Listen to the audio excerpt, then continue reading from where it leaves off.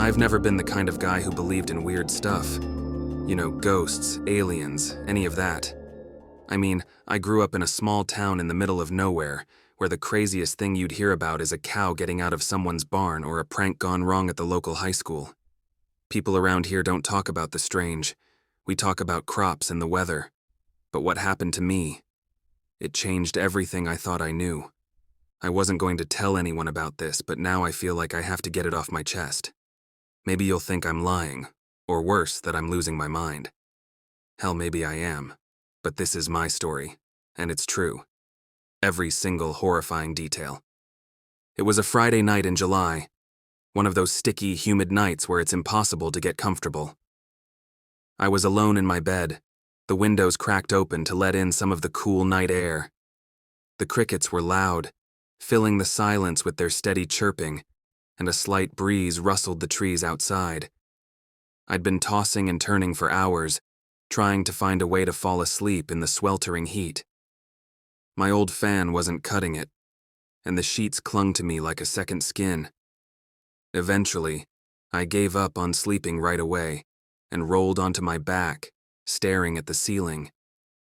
I remember feeling this strange sense of calm settle over me, like I was finally about to drift off. But right before my eyes closed, something caught my attention out of the corner of my eye. This faint, pulsing light coming from outside the window. At first, I thought maybe it was just some headlights from a car, or maybe one of my neighbors out with a flashlight. But the more I looked at it, the stranger it seemed. The light wasn't steady like a flashlight or car headlights. It flickered, then glowed brighter, almost like it was alive. It was weird, but I told myself it was nothing. I didn't want to get worked up over something so small. So, I turned over, pulling the pillow over my head. I figured, whatever it was, it'd be gone by morning. But then, there was this noise. A low hum, barely audible at first, but it grew louder and louder until it felt like it was vibrating inside my skull.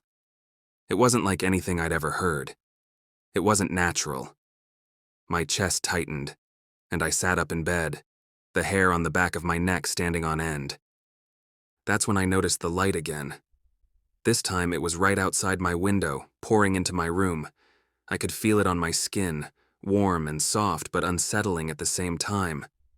My heart pounded in my chest as I slowly got up and walked to the window, my feet heavy like they didn't want to move. I pushed the curtains aside and looked out. What I saw chilled me to my core.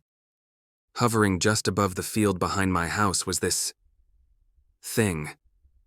I don't know what to call it. A ship, I guess. But not like anything I'd ever seen in movies or on TV. It was massive, oval-shaped, and covered in a strange, smooth metal that shimmered under the moonlight. There were no windows, no markings, nothing to make sense of what I was looking at. And then, as I stood there frozen, the light from the ship seemed to grow even brighter, almost blinding me. I squinted against it, feeling this deep, primal fear rising in my chest. Before I could even process what was happening, I was hit with this overwhelming feeling of paralysis. My body locked up, and I couldn't move a muscle, not even to scream. I was wide awake, fully aware, but trapped inside my own body. My heart raced as I struggled to break free, but it was like some invisible force was holding me in place. And then, everything went black. When I woke up, I wasn't in my bed anymore. I wasn't even in my house. I was in this cold, sterile room, like a hospital, but far too clean, too perfect. The walls were smooth, seamless, and glowed faintly with the same eerie light I'd seen outside. I tried to sit up, but my body felt heavy, sluggish, like I was waking from some kind of deep anesthesia. That's when I saw them. They weren't human. I don't know what else to say, they just weren't. They stood around me, tall and thin, with large black eyes that reflected the light like glass. Their skin was pale, almost translucent, and they moved silently, like they were floating rather than walking. My mind screamed at me to run, to get away, but I couldn't move.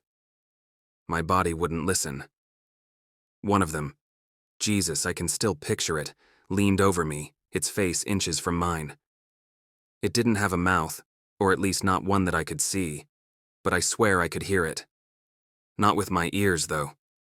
In my head. It was speaking to me without words, a low, droning sound that made my brain feel like it was splitting in two. I couldn't understand it, but I knew, somehow, that they were trying to communicate. I don't know how long I was there.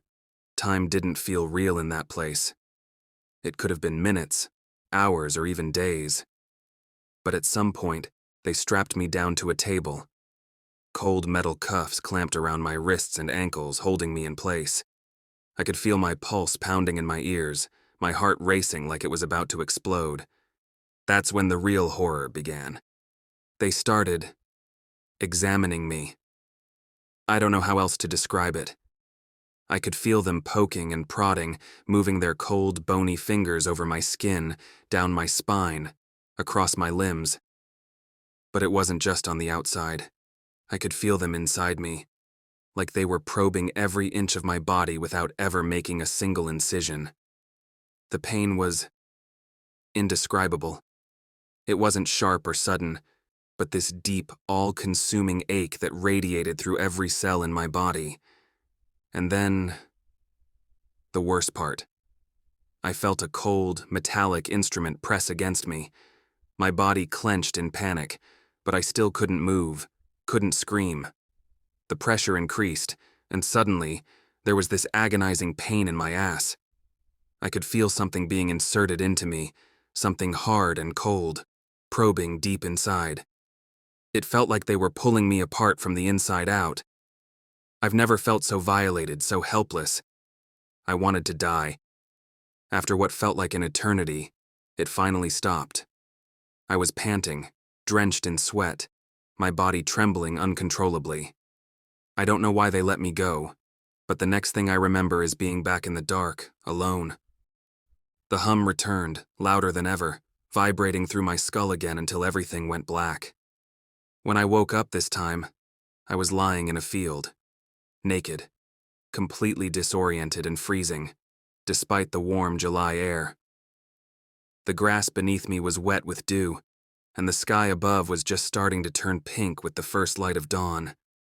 I had no idea where I was or how I got there. My body ached all over, and there was a dull, throbbing pain down there. I stumbled to my feet, looking around wildly, but there was nothing. No sign of the ship, no sign of anything out of the ordinary. Just me, alone in that field, with no memory of how I got there or what had really happened. It wasn't until later, when I found my way back home, that I realized how far away I was from my house. Miles. I had no explanation, no reason why I'd ended up there, naked and confused. I don't sleep much anymore. Every time I close my eyes, I can feel them watching me, waiting for the right moment to take me again. I know how crazy this sounds. I didn't believe in any of this before it happened, but I'm telling you, they're real, and they'll come for you when you least expect it. No one is ever really safe.